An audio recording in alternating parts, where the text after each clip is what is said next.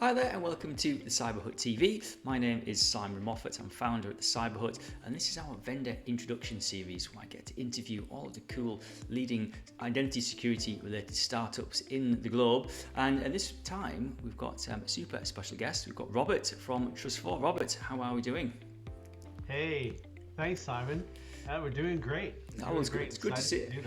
I appreciate all anybody doing wonderful startup work, constant busyness. I know how difficult it is to run a startup and you're building products and customers and all that stuff. So I totally appreciate taking a few minutes out. And the way this works, we ask 3 questions of our vendors. In a couple of minutes or less, essentially. Question number 1 is, what is the problem that Trustfour is solving?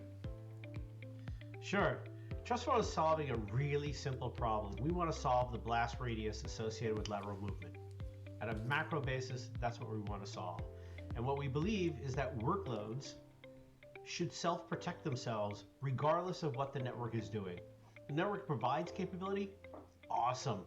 The network doesn't provide capability, that's okay too.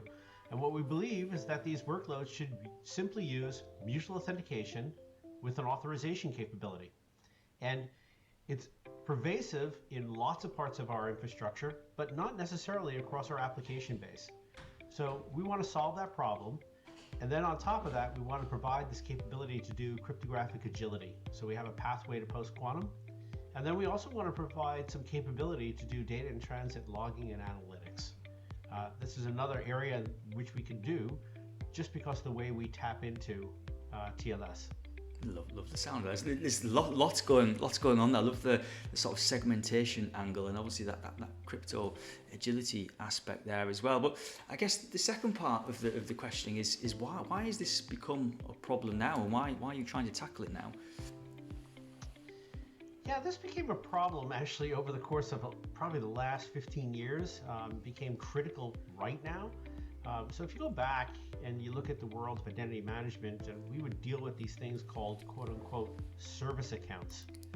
And in identity management, that service account story was, okay, well, we know who the information owner is, and we know that the credential or the API key is just never changing. Try to lightly encrypt it. Maybe if you get really lucky, push that developer to use a vault. Hopefully you can get that to happen. A lot of times you can't, but a lot of times the credentials just don't change. So that's the old way.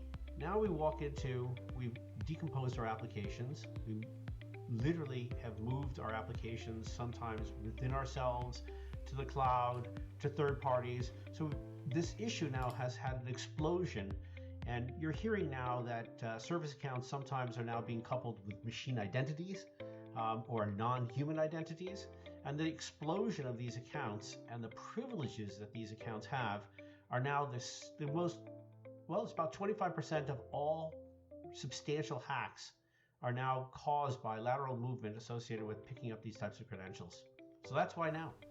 It's a scary thing, isn't it? I think we've all been familiar with sort of handling identity for people, but then I think under the covers there's this huge world of workloads, services, non-human identity, which I think is only now, as you say, becoming the main source of some significant data breaches. So I guess we'll wrap up and say, what is Trustfour's secret sauce? Why are you best placed to try and solve some of these problems?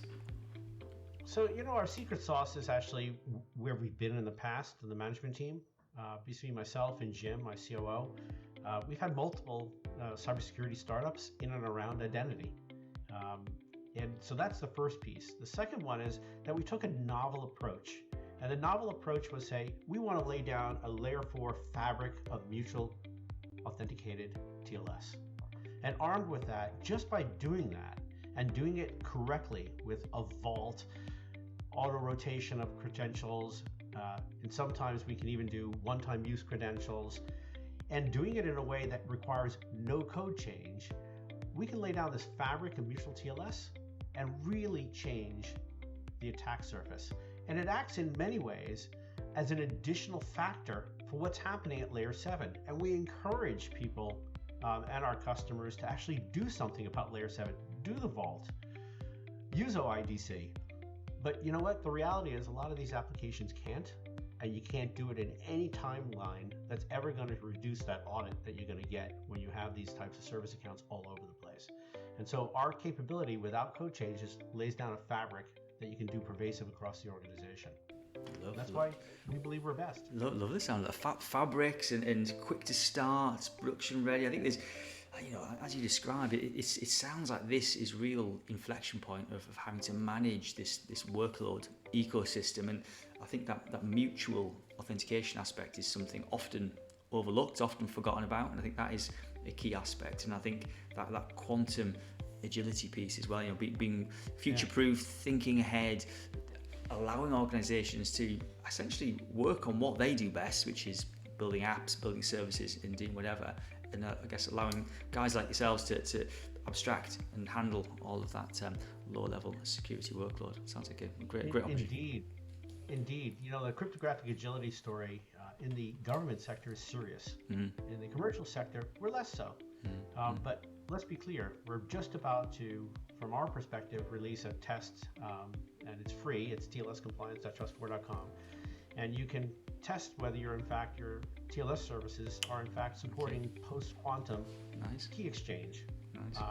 And so having that ability to centralize or to do the centralized and do it pervasively across your organization is going to be critical.